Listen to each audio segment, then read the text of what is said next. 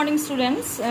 Today we'll discuss about the conductivity of the ionic solution and how we can measure it. Okay. So now actually the conductivity is measured by which one? By the resistance. Conductance is, it is actually measured by resistance because conductance are reciprocal of resistance. And अगर आपको resistance find out करना है तो accurate process which one it is Wheatstone bridge which one is named as Wheatstone bridge. And here the you can see here, but Wheatstone bridge actually it is consisting of which one? Of 4 arms, and they are containing the resistors of which one? R1, R2, R3 and R4. R1 is variable resistance, R2 is unknown. Suppose आपको unknown conductor की resistance आपको find out करना है और आप what is the accurate process there to apply the Wheatstone bridge. यहाँ पे this resistors are connected in such a way that the null point will be remaining where the no current will be flow obtained, where no deflection of the galvanometer will be coming. So when this null point is coming, so at that condition one ratio is there. What is the ratio here? R2 by R1 equals to R4 by R3.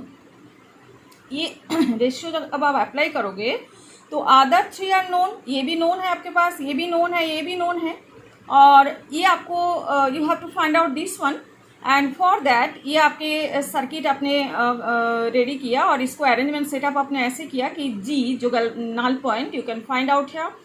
And then we have to apply this formula to find out the unknown resistor. ये तो सीधी सी बात है कि आपके कोई unknown resistor find out करना है और उसी रेजिस्टेंस से आप कंडक्टेंस फाइंड आउट कर सकते हो, इलेक्ट्रोलाइटिक कंडक्टेंस आप फाइंड आउट कर सकते हो और उससे आप कंडक्टिविटी फाइंड आउट करोगे. लेकिन बात ये है कि when we are discussing about the ionic solution at that time there are 2 problems. What are the problems here?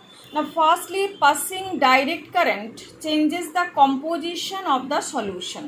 जब भी आप डायरेक्ट करंट, ये जो व्हीटस्टोन ब्रिज आप सेटअप कर ली, लेकिन बात ये हो गया कि डायरेक्ट करंट यहाँ पे अप्लाई कर दो क्योंकि यहाँ पे सेल आप अप्लाई कर दो.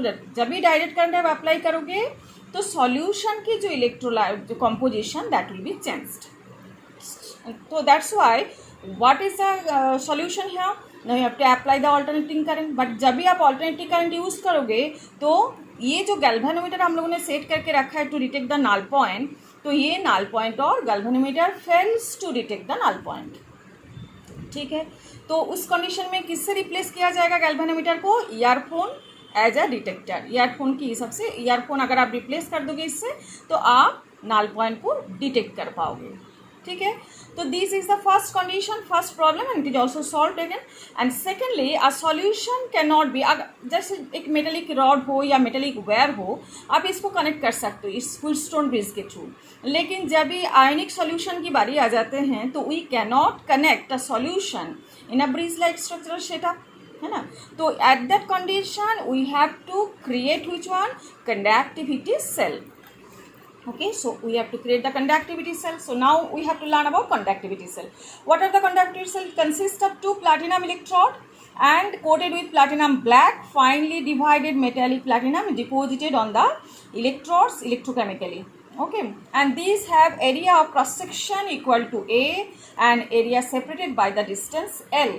And means the solution confined between these electrodes is a column of length A and area of cross section A, and the resistance of such column of solution is then given by the equation. What is the equation here? R equals to rho into L by A. तो now we can see here resistance आपको find out करना, आपका मोटो क्या है? Resistance find out करना है. और resistance find out करने के लिए आपको अभी as it is an ionic solution तो आपको क्या अप्लाई करना है ना? कंडक्टिविटी सेल आपको अप्लाई करना है. यहाँ पे 2 इलेक्ट्रोड्स है, प्लैटिनम कोटेड इलेक्ट्रोड्स, एंड यहाँ पे black platinum is also there. And here length is coming here, the length distance of the length is coming here as a L. Electrodes is a column of length L, and area of cross section is coming here A. Okay, so that's why this when we are setting this conducting or conductivity cell here instead of the R2. So suppose if I have to find out that one, so we can find out the resistance of the ionic solution. क्योंकि यहाँ पे solution है, यहाँ पे आप metallic wire को use कर सकते हैं, लेकिन solution को कैसे यूज़ करोगे ना, solution के इंस्टेड हम solution containing conductivity cell हम यूज़ करेंगे, ठीक है। तो अभी क्या है ना, ये जो L by A इसको हम क्या बोलते हैं ना, सेल कांस्टेंट बोलते हैं। कोई सा भी कंडक्टिविटी सेल का L by A जो होता है वो कांस्टेंट होता है। The quantity of L by A is called cell constant and denoted by symbol G star और G एस्ट्रिक बोलते हैं इसको। Measurement of L by A is neither convenient nor reliable. देखो ये जो G स्टार है उसको आप नॉर्मली आप ये कन्वीनियंटली आप यूज़ नहीं कर सकते या मेज़र नहीं कर सकते हो। तो इसको डिटरमाइन करने के लिए usually by measuring the resistance of the cell containing a solution whose conductivity is already known, ठीक है।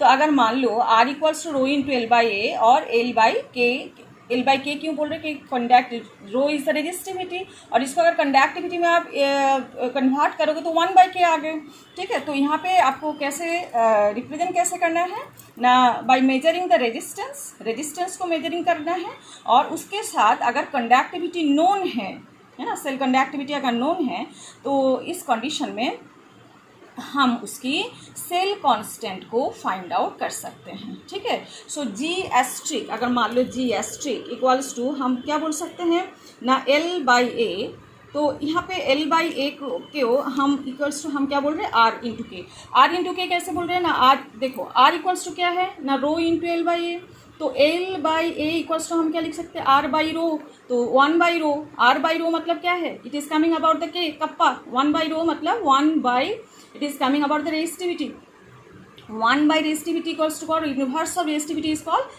conductivity, so that's why we are saying kappa into R, so that's why we are writing here, look at there R into K। तो in that sense suppose resistance आपको इधर से find out हो गए, किससे find out हो गए, Wheatstone bridge से फाइंड आउट हो गया, और कंडक्टिविटी आपको नोन है उस कॉन्सेंट्रेशन की, नोन होता है। जैसे आपको देख लो आपके बुक में भी ये देख के रखा है, देखो ये है कंडक्टिविटी सेल, और यहाँ पे देखो आप डिफरेंट कॉन्सेंट्रेशन की, जैसे ये कॉन्सेंट्रेशन मोलारिटी है ना, मोल पर लीटर या मोल पर मीटर क्यूब कुछ भी हो, और इसमें कंडक्टिविटी आपको गिवन जाता है, मतलब ये नोन होता है, इसलिए KCl सॉल्यूशन को हम यूज़ करते हैं तो इसका कंडक्टिविटी फिक्स रहता है कि इस कॉन्सेंट्रेशन में ये कंडक्टिविटी आएगा, ठीक है।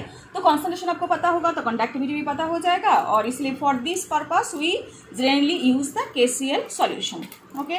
सो व्हेन द सेल कांस्टेंट, अब सेल कांस्टेंट यहाँ से डिटरमाइन कर ली, और उसके बाद we use it for measuring the resistance. अब सेल कांस्टेंट अब आपको फाइंड आउट हो जाए तो इसको आप रेजिस्टेंस को मेजरमेंट करने के लिए भी यूज़ कर सकते हो, या तो कंडक्टिविटी को मेजर करने के लिए भी यूज़ कर सकते हो, ठीक है। तो ये न्यूमेरिकल जब करोगे तब और भी क्लियर हो जाएगा। Setup for measuring the resistance consists of two resistance as R3 and R4, and the variable resistance कौन सा है ना, that is coming about the, this is R1 variable resistance and R2 is a resistance you have to find out, ठीक है। तो R1 and the conductivity of cell having unknown resistance, ये conductivity cell आप use कर रहे हो जिसमें resistance कौन सा है, R2 unknown है जो आपको फाइंड आउट करनी है। तो व्हीटस्टोन ब्रिज के हिसाब से आपने कंडक्टिविटी सेल को आप सेटअप कर दी, और बाकी अननोन, यहाँ पे वेरिएबल रेजिस्टेंस है, ये दोनों नॉन रेजिस्टेंस है। और अभी क्या करना है, जैसे ही आप कंडक्टिविटी सेल यूज़ कर रहे हो तो यहाँ पे क्या करना है आपको ना, P इज़ द सुइटेबल, यहाँ पे हेडफोन को हम यूज़ करेंगे। जैसे देखो यहाँ पे मैंने जो डायग्राम ड्रॉ किया, यहाँ पे गैल्वेनोमीटर यूज़ किए, और यहाँ पे हेडफोन को आप यूज़ करोगे, और यहाँ पे जो O है that is the source of which one ना, AC पावर, और दैट्स वाई नाउ आपको हेडफोन से मिल जाएगा कि नाल पॉइंट मिल रहे कि नहीं मिल रहे, जब तक नहीं मिल रहे तब तक सेटअप कंप्लीट नहीं है।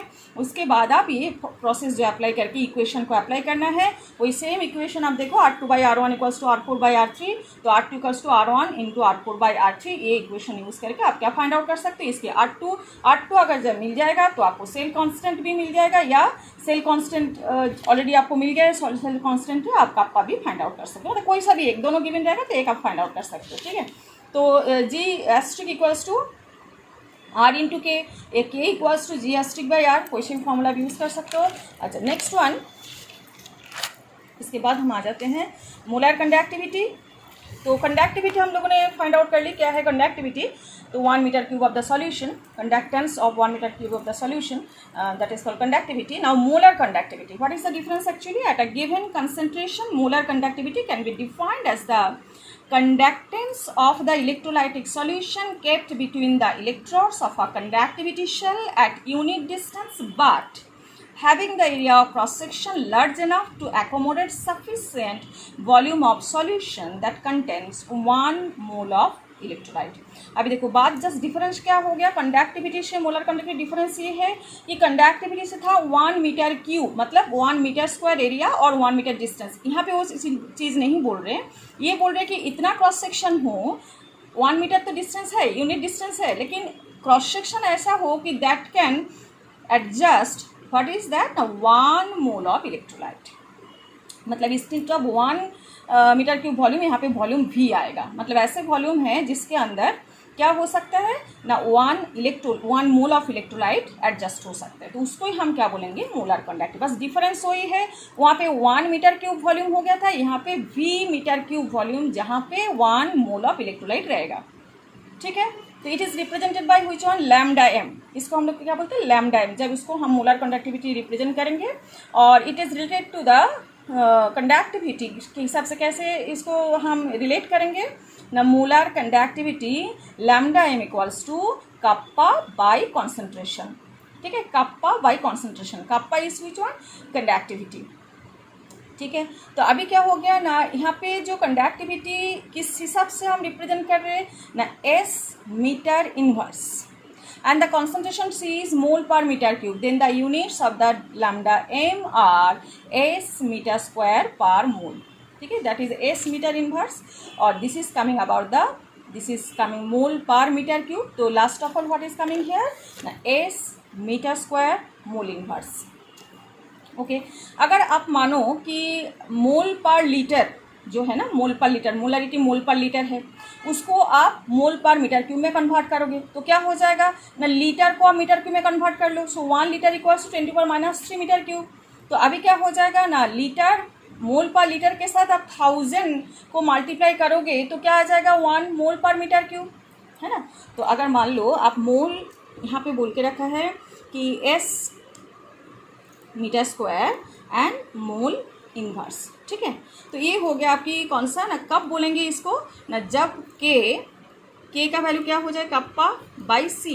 तो कप्पा की वैल्यू क्या हो जाएगा S मीटर इनवर्स एंड इसका वैल्यू क्या हो जाएगा मोल पर मीटर क्यूब। तो डेफिनेटली ये S मीटर स्क्वायर आ जाएगा पर मोल, है ना, ये ऊपर आ जाएगा, ये ऊपर आ जाएगा तो क्या हो जाएगा मीटर क्यूब, तो S मीटर स्क्वायर पर मोल आ जाएगा आंसर। ठीक है, अभी इसको ही आप क्या चेंज कर रहे हो ना, लीटर में चेंज कर रहे हो, ये मोल पर मीटर क्यूब नहीं, मोल पर लीटर। तो क्या हो जाएगा K × 1000 मोल पर लीटर, क्यों ना मोल पर मीटर क्यूब, मीटर क्यूब में आप कन्वर्ट कर रहे हो तो 1 litre equals to 10⁻³ metre cube.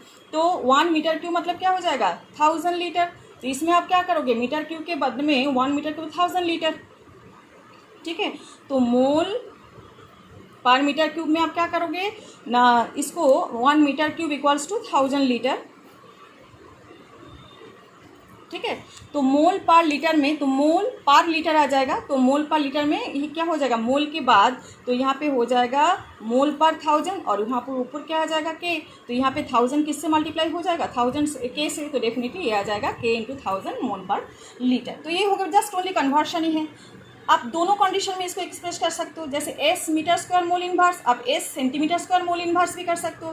तो उसमें उस इंस्टेड आपको S मीटर इनवर्स में क्या लेना है S सेंटीमीटर इनवर्स, और यहाँ पे क्या करना है वही मोलरिटी इंटू 1000, है ना, मोलरिटी इंटू 1000, तभी जाके मोल पर मीटर क्यूब में कन्वर्ट हो जाएगा। और या तो आप सेंटीमीटर दोनों में ही रखना चाह रहे हो, जैसे S cement centimetre square mole inverse, तो इसमें इसको भी आप सेंटीमीटर में कन्वर्ट करना चाह रहे हो तो मीटर क्यूब मतलब क्या हो जाए 10⁻6 सेंटीमीटर क्यूब, तो ये आ जाएगा अभी ऊपर, है ना। तो के S centimetre inverse into 1000 centimetre cube per litre by molarity that is mole per litre. बस ये कन्वर्शन ही है, जैसे मीटर क्यूब को मैंने सेंटीमीटर क्यूब में कन्वर्ट कर दी तो ये क्या हो जाएगा 10⁻² की होल क्यूब माइनस 10⁻6 क्यूब, तो ऊपर 1000 है तो 10 ऊपर क्या आ जाएगा, तो नीचे क्या आ जाएगा 10⁻³ आ जाएगा, तो ये ऊपर क्या हो जाएगा मल्टीप्लाई हो जाएगा 1000 से। क्योंकि ये ऊपर ये डिवीजन में है, तो ये 10⁻³ ऊपर आ जाएगा 10⁻³ से। और इसी कंडीशन में क्या हो जाएगा, लास्ट ऑफ ऑल आपको अगर सेंटीमीटर क्यूब में आप कन्वर्ट करना चाह रहे हो वो भी आप कर सकते हो, जैसे कि S सेंटीमीटर इन्वर्स में है और उसके साथ 1000 आप मल्टीप्लाई कर दो, डिवाइडेड बाय क्या हो जाएगा, मोलारिटी मोल पर लीटर। तो जैसे भी चाहो इसको आप चेंज कर सकते हो, डिपेंड करेगा वो कौन सा सबसे दे के रखा है। अच्छा, ये सब कन्वर्शन ही है। अच्छा, इसके बाद हम आ जाते हैं कि variation of conductivity and molar conductivity with concentration. बहुत ही इंपॉर्टेंट क्वेश्चन है। तो कंडक्टिविटी क्या है ना, always decrease with the decrease in the concentration. देखो ये दोनों इलेक्ट्रोलाइट के लिए हम यहाँ पे डिस्कस करेंगे, एक तो वीक एक स्ट्रॉन्ग इलेक्ट्रोलाइट है ना। तो दोनों के लिए क्या है ना, जब भी कंडक्टिविटी डाइल्यूशन करोगे मतलब कंसंट्रेशन को आप डिक्रीज करोगे तो कंडक्टिविटी भी डिक्रीज हो जाएगा। क्यों ना, conductivity is the 1 metre the conductance of the 1 metre cube solution. तो अभी जब भी आप डाइल्यूट करोगे तो number of ions per unit volume क्या हो जाएगा, that carry the current in a solution decrease, number of ion क्या होता जाएगा ना, डिक्रीज होता जाएगा। तो conductivity of a solution at any given concentration is the conductance of 1 unit volume solution and kept between two platinum electrodes with unit area of cross section and at a distance of unit length। तो unit length है 1 metre, अगर length ले लिया 1 metre square, अगर area ले लिया तो volume क्या हो गया, 1 unit volume 1 metre cube volume हो गया। उसी के कंडक्टेंस को आप कंडक्टिविटी बोलोगे। तो G equals to K A/L, तो यहाँ पे A भी 1 है और L भी 1 है, तो definitely G equals to K है ना। In that condition you can say now, तो ये तो हो गया कंडक्टिविटी। ये तो क्या हो जाएगा, जब भी आप डाइल्यूट करोगे सॉल्यूशन को, both in case of strong और weak electrolyte it will be decreasing. Molar conductivity of a solution at a given concentration is the conductance of the volume V। यहाँ पे 1 मीटर क्यूब था, यहाँ पे volume V metre cube of the solution containing क्या है, 1 mole of electrolyte kept between 2 electrodes with area of A and distance of unit length. ठीक है, therefore lambda m equals to KA/L, वही same है ना। तो यहाँ पे क्या है, मोलर कंडक्टिविटी इक्वल्स टू क्या है, KA/L। तो यहाँ पे क्या हो गया क्या, K। तो यहाँ पे हम यहाँ पे रिप्रेजेंट ये कर रहे हैं कि L इक्वल्स टू 1। जब L इक्वल्स टू 1 है तो A इक्वल्स टू क्या हो जाएगा, V, क्योंकि A into L equals to V है ना, area into length equals to V। अगर लेंथ 1 है तो वॉल्यूम क्या आ जाएगा, V, मतलब एरिया को आप वॉल्यूम के हिसाब से रिप्रेजेंट करोगे। तो लैम्डा m इक्वल्स टू क्या है, मोलर कंडक्टिविटी इक्वल्स टू क्या है, KV मतलब कप्पा इंटू वॉल्यूम। जब भी आप डाइल्यूट करोगे तो क्या हो जाएगा, वॉल्यूम इंक्रीज हो जाएगा। तो डेफिनेटली जब भी आप डाइल्यूशन करोगे तो molar conductivity will be increasing. ठीक है, तो molar conductivity increases with decrease in concentration. ये बहुत ही इंपॉर्टेंट बात है, because the total volume V of the solution containing 1 mole of electrolyte also, ये वॉल्यूम क्या होता जाएगा, इंक्रीज होता जाएगा। एंड ये डेफिनेटली डिक्रीज होगा कि, लेकिन इसकी जो decrement that will not be compensate with the which one, increasing of the volume। तो increasing of the volume will be dominating over this decreasing। so that's why volume जितना increase हो जाएगा उतना ही क्या हो जाएगा ना, मोलर कंडक्टिविटी इंक्रीज हो जाएगा, क्योंकि ये रिलेटेड है ना, product of which one, kappa and volume. तो solution is more than okay. और is not next one your coming. देखो यहाँ पे स्ट्रॉन्ग और वीक दोनों कंडीशन दे के रखा है आपके पास। तो वो इन कंसंट्रेशन, देखो यहाँ पे कंसंट्रेशन के ये स्ट्रॉन्ग के लिए KCl, ये है वीक CH3COO एसिटिक एसिड के लिए। तो आप देख रहे हो दोनों में जब ये है कंसंट्रेशन C⁻, है ना, तो कंसंट्रेशन इंक्रीज हो रहे, तो जब कंसंट्रेशन डिक्रीज हो रहे we can see that one कि जो वीक इलेक्ट्रोलाइट है तो इसका जो इंक्रीज एकदम जब भी बिल्कुल डाइलेशन हो जाएगा उसी टाइम बहुत स्टीप इंक्रीमेंट आएगा। बट यहाँ पे कोई आपके पास लिमिटिंग, अच्छा इसके बाद पहले ही बोल देते हैं कि जब भी ये वी कैन सी KCl भी इंक्रीज तो हो रहे, लेकिन जितना डाइल्यूशन हो रहे उतना क्या हो जाएगा ना, इसका जो मोलर कंडक्टिविटी, ये दोनों ही molar conductivity versus which one, concentration, half of the concentration C⁻, root of the C। तो अभी क्या हो गया, तभी आप देखेंगे कि मोलर कंडक्टिविटी इंक्रीज होता है, लेकिन इसका जो इंक्रीमेंट उतना शार्प नहीं है जितना वीक की है। और वीक की शार्प कब है ना, जब बिल्कुल बहुत ही डाइल्यूट है, बहुत ही वेरी डाइल्यूट कंडीशन में। तो when concentration approaches to zero, ये जो कंसंट्रेशन किस तरफ आ रहा है, एकदम जीरो की तरफ आ जाएगा, उसको that molar conductivity is known as limiting molar conductivity and is represented by which one, symbol lambda not m। जब कंसंट्रेशन 0 हो जाएगा सॉल्यूशन की, तब जो मोलर कंडक्टिविटी आएगा उसको हम क्या बोलेंगे, लिमिटिंग मोलर कंडक्टिविटी। अब स्ट्रॉन्ग इलेक्ट्रोलाइट के लिए क्या हो जाएगा, स्ट्रॉन्ग इलेक्ट्रोलाइट के लैम्डा एम इंक्रीजेस स्लोली, है ना, जितना डाइल्यूशन होगा slowly can be represented by the equation. कौन सा इक्वेशन से आप इसकी लिमिटिंग मोलर कंडक्टिविटी आप फाइंड आउट कर सकते हो, जिसको हम लोग बोलते हैं Debye Hückel Onsager equation, Debye Hückel Onsager equation. इसमें आप ये इक्वेशन को अप्लाई करके आप क्या फाइंड आउट कर सकते हो ना, इसका limiting molar conductivity find out कर सकते हो। तो कैसे, या तो आप कोई सा भी आप फाइंड आउट कर सकते हो, जैसे ये इक्वेशन अगर ये ग्राफ प्लॉट करके आप फाइंड आउट कर सकते हो। तो अगर आप मोलर कंडक्टिविटी को सी हाफ के अगेंस्ट में आप प्लॉट करोगे तो एक स्ट्रेट लाइन आपको मिलेगा, that is intersecting with which one, y axis, and that is equals to lambda naught m, है ना, that is called limiting molar conductivity। and the slope is coming to, this slope को हम क्या बोलेंगे, minus है, क्योंकि आप देखो यहाँ पे एक straight line is coming, so that's we can represent in y equals to M X plus C. इस रिप्रेजेंटेशन में अगर आप इक्वेशन में डालोगे तो y कौन सा है, लैम्डा m, है ना, y कौन सा है, लैम्डा m, x कौन सा है ना, c हाफ, तो m कौन सा है ना, m इक्वल्स टू माइनस है, m equals to minus a. This is the slope and the c is coming as limiting molar conductivity, that is intersection of which one, y axis and the graph. Okay, so that is called limiting molar conductivity. So a is depending, a is a constant actually and depend upon the type of electrolyte. Type of electrolyte का मतलब क्या है, type of electrolyte है nature of the solvent and temperature. So type of electrolyte में कौन है ना, NaCl, BaCl2, MgCO4। इसकी रिप्रेजेंट कैसे होगा ना, जैसे number of cations and ions produce है, जैसे NaCl 1 कैटायन 1 आयन तो 1 1, है ना, BaCl2 कैटायन की चार्ज क्या है ना, Ba2 प्लस, ये Na प्लस Cl माइनस, ये Ba2 प्लस Cl माइनस, तो इसलिए 2:1 ratio, Mg2 plus SO4 2 minus, तो ये चार्ज के हिसाब से depending upon the charges on cation and ion उसके हिसाब से 2 2 आ गए। तो ये जितने 1 1 वाले हैं और जितने 2 1 वाले हैं, जितना 2 2 वाले हैं, सभी का 1 1 वाले जितने हैं उसका सभी का एक ही वैल्यू क्या आएगा, सेम आएगा। Okay, so value is constant A. So this chart shows that there is a small increase in the conductance with dilution because strong electrolyte तो शुरू से क्या होता है, completely dissociate हो जाता है, तो जितना भी dilute करो उसका जो dissociation की जो प्रोसेस वो बढ़ेंगे नहीं, तो कंडक्शन किसके ऊपर डिपेंड करेगा, आयन के ऊपर, तो आयन तो एज इट इज रहेगा, इसलिए इसका उतना इंक्रीज नहीं होता है।